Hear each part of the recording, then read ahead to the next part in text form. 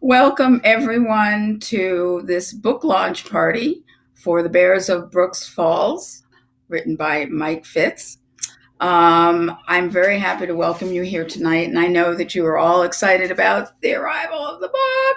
Yay! So, if you have questions, we're going to be here for about a half an hour, and if you have questions, please write them in the chat, and we'll do our best to answer as many as we can. As it explore, will feed them to us, so we won't be seeing the chat as you write them in. So I'm Naomi Boak. I'm a longtime Bear Cam fan, and you know me from the past 2 years working at Katmai as a media ranger. And I am here with Mike Fitz, Explore.org's resident naturalist and the author of the book, The Bears of Brooks Falls. Welcome, Mike. Thanks for joining me, Naomi. Congratulations. This is very exciting. It is, yeah. Are you happy? I am. I'm glad that it's that creation of mine, that little monster, is finally in the hands of the public, so people can enjoy it. Yeah, well, I certainly have, and it's really an honor for me to host this book launch. And I know the Bear Cam fans have been waiting for this for a long time. And I must say that at one point I said to you a couple years ago that everything that I knew about the bears of the Brooks Falls I had learned from you. And your typically modest reply was, "That's why I was wrong 50% of the time." So now that I've read your book, I think I can up my game and only be wrong maybe 25% of the time. So I do recommend that all you guys out there get Mike's book and read it, and you too can up your game and enjoy it while you're upping your game. So, Mike, where can people get the book? Well, it's available through all major booksellers. Your independent bookstore too. You can ask for it there. But right now, the Katmai Conservancy, the official nonprofit friends group for Katmai National Park, is offering signed copies. So if you go to their website right now, I will sign a book plate just like this. So if you purchase a book through their website at katmaiconservancy.org, I'll sign a book plate. It'll be included in your book when it's mailed out to you. So that's a special offer from the Katmai Conservancy right now. They do a great job in supporting all of us. So that's a really good place to buy the book. So, Mike, why write this book? Well, simply put, I thought there was a story to tell. I also thought I finally had the knowledge base to do it. So there have been some things written about bears in Katmai, a few books, but not a whole lot, considering that these are very iconic bears, especially the ones at Brooks River. And there's really only one book specifically written about Brooks River, and it's a great book, but it was published. It's a short book. It was published in the early 1990s. It was written by Ron Squibb and Tamara Olson. And a lot has changed at the river since that time. And I thought this was really a great opportunity to take an in-depth look at not only how the establishment of Katmai National Park influenced Brooks River and how it's protected today, but also to take an in-depth look at the bears and the salmon and their lives, and give people an understanding of maybe what they're seeing on the cameras and how that relates to the larger bear world. And then finally, no one had really told this story about how the people are influencing the river, how people have used the river in the past, and how that might affect the river going forward. So those are, there was a bunch of different reasons why I wanted to write it. Yeah, and I think that last one is a really good thing for people to contemplate as they're reading your book, because watching the bear cams, we see human bear interaction, but we're not necessarily seeing the whole picture or knowing the historical picture. So I think the book really helps tell that story. So you've been going to Katmai, to Brooks, since 2007, and you must have logged thousands of hours of bear watching and exploration. And I know you've explored a lot of places that most rangers don't even go. And I know I observed some of your work on the book when in 2019, when you were having to use the internet in odd places, and you were writing notes all the time. Can you give us a little insight into the process of researching and writing this book over so much time? Well, I was fortunate to be able to have, the opportunity to watch bears for extended periods of time in person at Brooks River, first as a ranger, and then, now in my current position with Explore.org. It really, I learned, maybe to back up a little bit, I learned from some, by reading the works of other naturalists and meeting some pretty great naturalists in person. I learned that it's really important to take copious notes and detailed notes, because it's really easy to forget what you see. And this is an example from one of my notebooks. So if you've ever seen me at the river, I always have like a little Write in the Rain notebook with me. No lines in it. I don't like to be hindered by any printed lines, and I write extremely small, basically for the economy of space. So I have lots of these notebooks, and I always like to have one when I'm outside. It helps if you capture a thought, but it's also more important for just capturing observations. When I go to Brooks Falls, for instance, I really love to write down what bears I see, the interactions between them, and try to capture more of the scene overall. And then I can, it's easier for me to recall those instances when I have that written down, especially if I compare it with maybe some of the photographs that I took the same day. And then, just writing whenever I got the opportunity.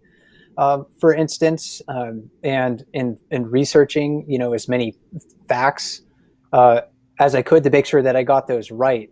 It was challenging, but also fun to try to track down some of those things. Yeah, Once you got the observations, you really have to pair, that stuff with hopefully what is engaging writing. yeah, and it is engaging writing, and a lot of facts, and a lot of things that I didn't know. So it was really great. It was like going back to Brooks in the middle of winter. So thank you for that. Bear Cam viewers know that Brooks and Katmai is a very, very special place. What was it like for you when you first arrived in 2007? What stays with you from that moment? Yeah, this is something that I wrote about in the introduction to the book. That first flight to Brooks Camp, I don't know, for some reason it just stuck with me. And I think if you've been fortunate enough to have the opportunity, like you and I, Naomi, to go to Brooks River, you don't really forget that experience of getting on the plane in King Salmon or wherever else it happens to be, if it's Homer or Anchorage or whatever, and flying out across this wild landscape. And I had been, prior to arriving at Brooks River in 2007, I had been working as a ranger in Death Valley. So I spent the whole winter in Death Valley. Death Valley is the largest national park in the lower 48 states. There's a lifetime of places to explore just in that park. And I had worked in other national parks too, so I certainly wasn't unfamiliar with wild spaces, but the scale of the wildness on the Alaska Peninsula really just kind of blew me away. I was not prepared for really what I saw. The roadless landscape, a trailless landscape, and those are the things that I remember about that experience. And if anyone's had the chance again to fly to Brooks River, I don't think you forget that either. I mean, it is just it's a different place. There's really no the scale of wildness in Alaska. There's places in the lower 48 that approach that, but nothing really matches it in the lower 48. So I do encourage people to try to get to Alaska one day if they can, and experience that for themselves. Yeah, I always say it changes your life to go to Alaska. And for those who can't get there, because I know a lot of our viewers can't get there for a number of reasons, and especially in the last year or so, it's a good idea to find other views and movies and pictures and books, and now your book about it, and let your mind, escape and go to Alaska, along with watching the bear cams. In your book, you not only bring us to Alaska, but you bring us to Alaska's past, and the past of the Brooks River, and to its geology and its ecology and its human history. And so when we are watching the bears, and we're observing what happens along the Brooks River, what of its past should we keep in mind today? Yeah, there's a couple of things. We're right now we're looking at the reconstructed traditional semi-subterranean dwelling that you can go see at Brooks River. And so one of the really important things is that Brooks River is a peopled landscape. It has been for thousands of years. So the cultures that intersect at Brooks River right now are only sort of like the latest iterations of that. And I think, we should acknowledge that past, certainly, and any changes, made to Brooks River going forward that humans impose should consider that as well. And then the other thing that people should, I think, understand about Brooks River's past is that it's an evolving landscape. It's actually a very recent geologic feature. The river itself is, about 5,000 years old. Brooks Falls itself is only about 3,500 years old. So we may think of this place as being like, maybe a scene out of time immemorial, but it's really a very recently evolved landscape. And one thing, I used to live on the Mississippi, and I loved that because it was always changing. The river was always changing, and this year we can even notice that the closed trail was gone. This piece of land that was in the lower Brooks River was just gone this year. It had been wiped away. So that's a very recent visceral example of some of the changes over many years.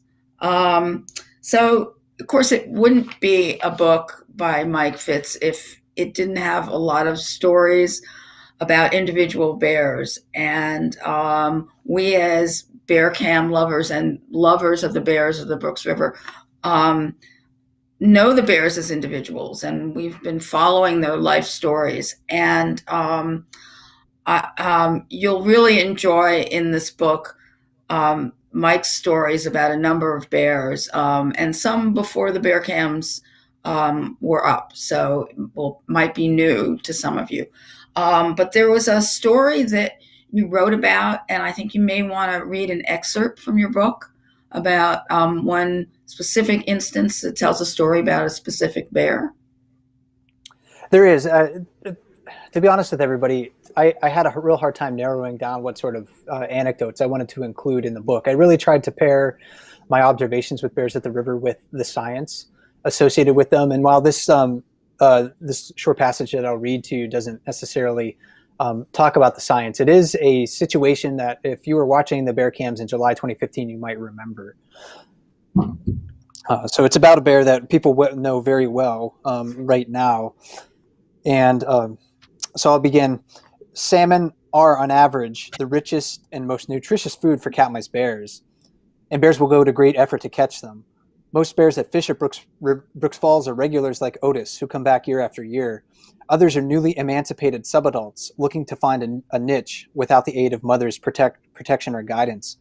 A few are transients that depart about as quickly as they come, perhaps intimidated by the crowds of people or the competition posed by other bears. Most rare, though, is the arrival of a fully mature adult, one with no prior history at the falls, who decides to stay.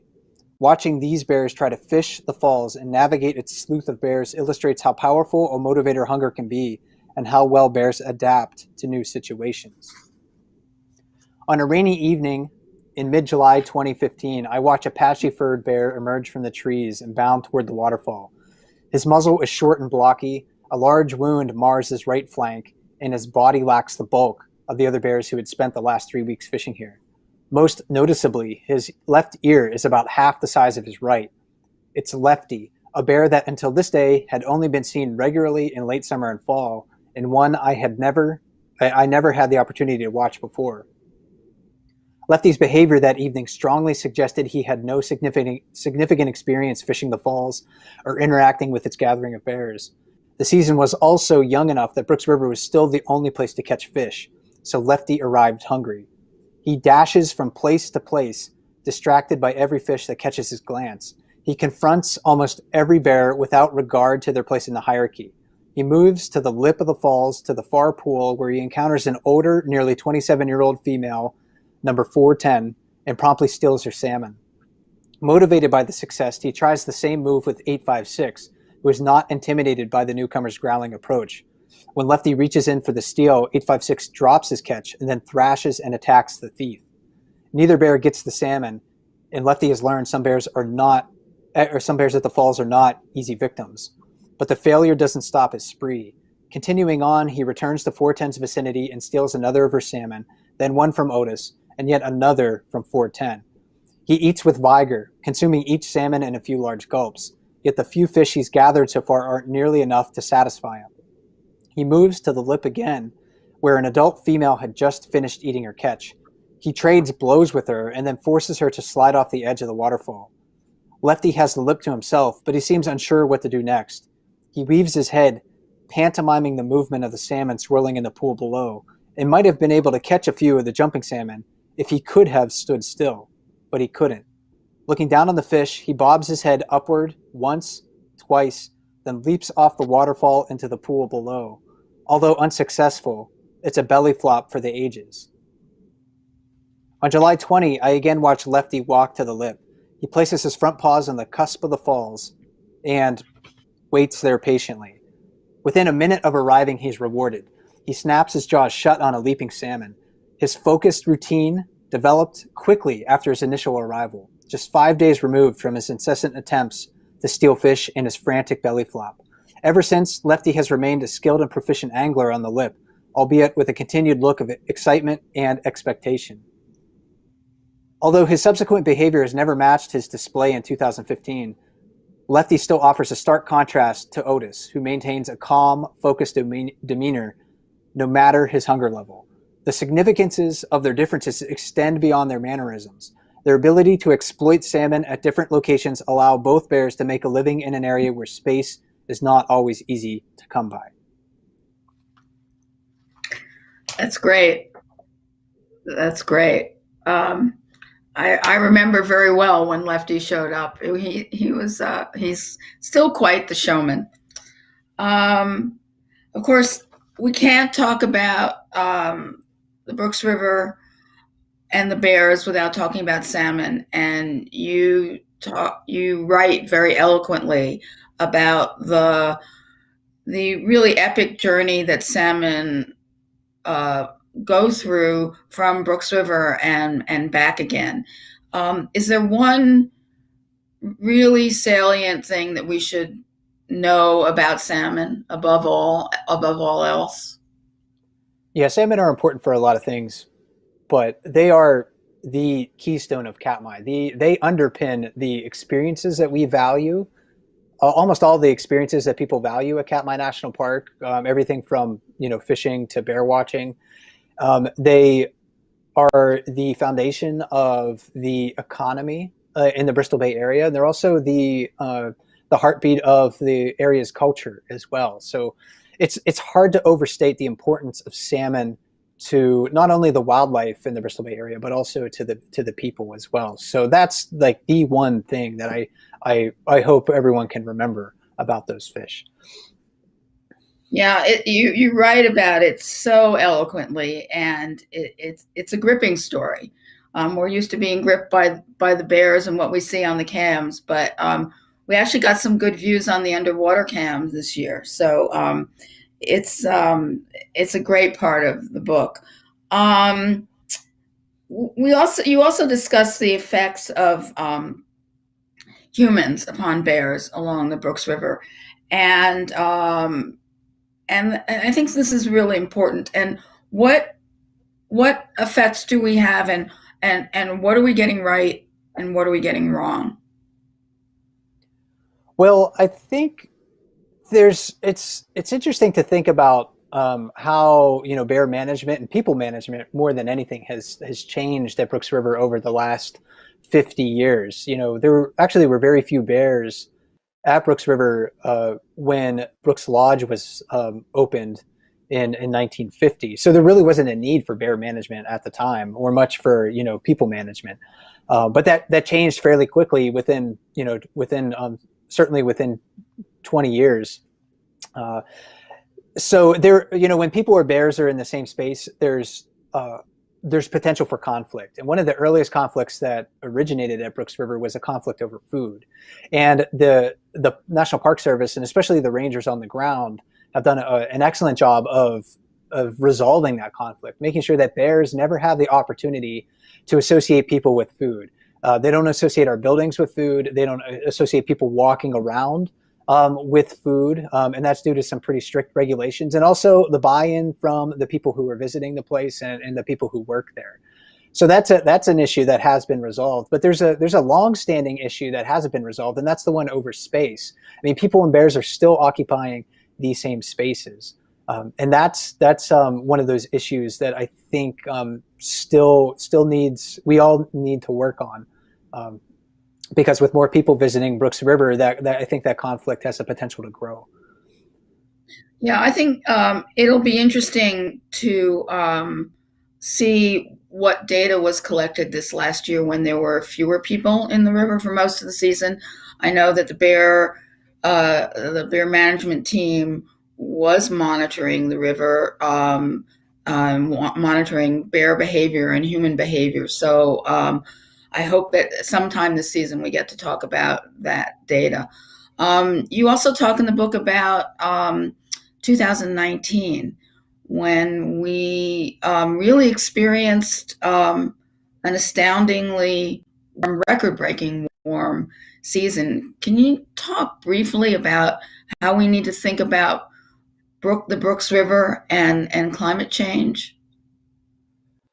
Yeah, the the heat wave that you and I, Naomi, experienced at Brooks Camp in 2019 was unprecedented. It just wasn't hot. I mean, these were temperatures that had never been experienced in recorded history in Southwest Alaska, and much of the state that year was just baking.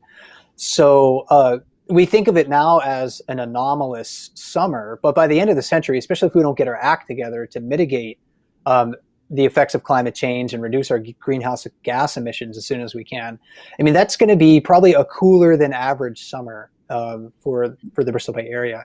And while bears are well positioned, brown bears are well positioned to deal with climate change, because in Katmai they have a lot of space to themselves. They're omnivores, so they can eat a lot of different types of food. Salmon aren't probably as well adapted to handling those changes as bears. So while the Katmai, the land and its waters are well protected right now, climate change certainly is going to impact the hydrology of the streams, the water temperature. That's going to affect the ability of salmon to migrate and spawn, and then also out in the ocean too. The oceans are going to change because of climate change, warmer temperatures, ocean acidification, and that's really the thing that worries me most. It doesn't matter how well we protect Katmai's physical landscape. If the salmon spend at least half their lives in the ocean, so if the ocean conditions aren't good for these fish, then we're not going to have a lot of salmon returning to Brooks River, and subsequently not a lot of bears either. So with all your time along the Brooks River and all your research, is there one unanswered question about the bears that you have? Is there something you'd like to ask 856 or Holly? Um, it would be great if we could just ask bears what the heck they were thinking, because those are the toughest questions that I get asked, and you probably know this as well, Naomi. When somebody who's watching the webcams will say, "Well, why did that bear do this?" And a lot of times it boils down to food and sex, right? A lot of biology is just that. The pursuit of Like, food and the pursuit of reproduction, right? But right. sometimes you can't easily pigeonhole behavior into those two things. So yeah, it'd be great if we could ask them about their motivations in a lot of those instances, because sometimes I just have to say, you know what, I don't know. I don't know why why they did that. So, if you were king of Katmai, sorry, 747, and you could That's it, wave, dude, right behind me. yes, I know. I'll be careful what I say. You might come out and move you from your chair. Um, if you were king of Katmai and you could wave a magic wand, um, what would your vision for the future be? What would you wish for the future of Brooks River? That's a tough question to answer. I think I would like to give myself more time to listen to more people and how they connect with Brooks River and what they might envision for the future of it. Because I think if you the more perspectives that you hear and understand, the more rational maybe your decision can be about whatever it happens to be. Um, so I would also like to give people more opportunity. If I could wave that magic wand, give more people the opportunity to visit in person. And I know there's just a lot of barriers to visiting Katmai. So the bear cams are just a wonderful opportunity to get to know this place, even if you can't, be there in person. And in a lot of ways, the bear cams can give us a richer experience than visiting for just a couple of hours, because we get to see these bears over years. We get to see them grow from cubs into fully mature adults and everything that happens in between. So Yeah. that's really fantastic.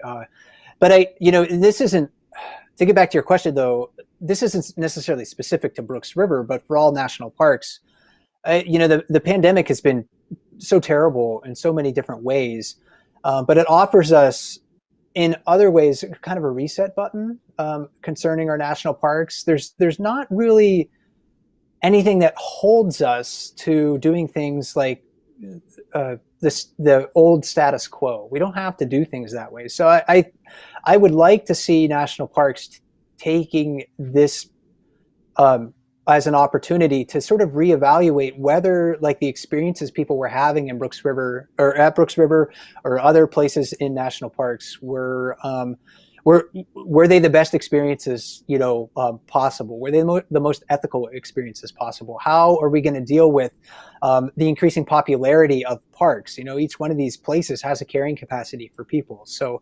I would like to see national parks. If I could wave my wand, I would make them do it right now. I would like them to see them reevaluate how things are done in parks, how people experience these places, and how we can not only make sure that people are having good experiences in the future, but they're visiting ethically, and we're doing it so we are best preserving the things that make parks special.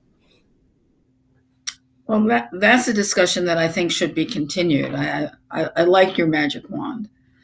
So let's get to some questions from the viewers. Um, let's see. Is there any way that someone could just buy the book plate from the Conservancy, maybe as an extra fundraiser? Do you know if that might be possible, or maybe that can be a suggestion for anyone from the Conservancy who's listening tonight? Yeah, I don't know, but yeah, I think I'll be sure to maybe bring that up with the folks at the Katmai Conservancy who've been so graciously working with me to sign the book plates. So yeah, it's definitely something that we'll bring up with them. Any plans to put the book on Audible? You know what? I was browsing maybe it was Amazon or something. I think Audible is an Amazon feature. I'm not sure, but anyway, it seemed like it was there, unbeknownst to me. Actually, my publisher didn't tell me that was happening. So I think at least if you go to Amazon, you'll see an Audible option for it. I don't know about other sites, like if you have a Nook and you like using Barnes and Noble. I'm not sure, but But I know I did see that on Amazon. I haven't listened to it yet, so I'm sure the narrator's great, but I don't know anything about him. So yeah, maybe I'll listen to it if I want some to reevaluate some of the things that I wrote. It's actually 747 narrates. Um, so so this is a good question. How did you feel when the book arrived? It was a feeling of satisfaction to see it. When you're writing something, or at least for me,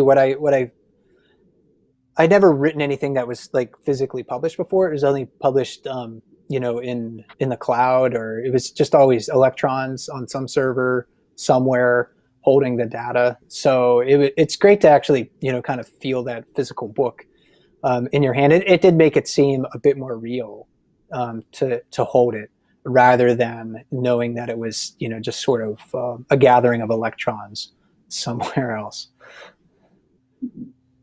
Yeah.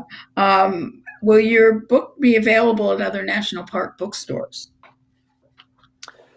I'm not sure. Hopefully it'll be carried by. I'm hoping it'll be carried by the Alaska Geographic Association, which runs the books stores for parks in Alaska, and so and that includes Brooks River. So I hope so, certainly. Yes. And note that I'm wearing my Alaska Geographic 747 pin tonight. So, um, what does it mean to visit a park ethically? Yeah, this is something that I thought about, especially in the context of Brooks River. There's a way you can go to a park and you can just be a jerk. You can be a jerk to the people there, and you can be a jerk to the plants, to the animals, to the sites themselves. So visiting ethically is just not being a jerk, when you go. And with Brooks River, I a couple years ago, somebody probably still has the link bookmarked, and they could probably drop that in the chat. But I wrote sort of like a Brooks River pledge, and outlined some of the things that I thought were the ways that you could go to Brooks River and have a great experience, but also reduce your impact on the animals that are there. So visiting a park ethically, no matter if it's Brooks River or somewhere else, sometimes you go on the spur of the moment, but it's also, trying to think very carefully about how I'm having as light of an impact on the landscape when I go to these places, so other people can enjoy them, at least, or have equivalent experiences in the future. And then when I share my experience, I'm doing that responsibly. So I'm not, posting things on the internet of me doing, questionable behaviors, for instance. But I'm sharing what a great experience I had, but I'm showing people how to do things in the right way. Right. I've not posted any of those questionable photographs that I have of you, Mike. It's okay. Um, do you have a favorite time of day or a favorite place for observing the bears? It changes with the seasons. In July, it's really hard to beat going to Brooks Falls and watching or watching the falls cam in what corresponds with the evening Alaska time. So for East Coast folks, starting around 10 p.m. If you're on the West Coast, it's a little bit easier. 7 p.m. It seems like bears really do like to have a good dinner before they go to bed, and it does seem like the bear activity is greater in the evenings Alaska time and early in the salmon run than it is in the mornings. And it's also harder too. The way that the river is just sort of positioned in early summer, when the sun rises, the light can be really harsh, reflecting off of the river in the morning. So it just makes the bear watching a little bit harder at that time. But I love watching the bears in early summer, especially when they first arrive. I mean, there's just so many different interactions that happen between them at the time. It also corresponds with the tail end of the mating season. So you get a lot of interesting behaviors happening, associated not only with hunger, but also with courtship and competition for food and mates. And then late in the year, I love watching the lower river cams. And if I'm fortunate enough to be at Brooks River, yeah, enjoying the quiet that you can have early in the morning on Brooks River. from the river mouth when bears are just scavenging down there. And really all you're hearing before the planes arrive happen to be mostly just like the cry of gulls. You can hear the bears exhaling. You can hear them crunching the bones of the salmon itself. So those are a couple of favorite times and places where I like to watch them. All right, I think that's all we have time for questions. There are a few more, but sometimes I know you go back into the chat, Mike, and we'll answer some questions that we didn't get to. So maybe you can do that.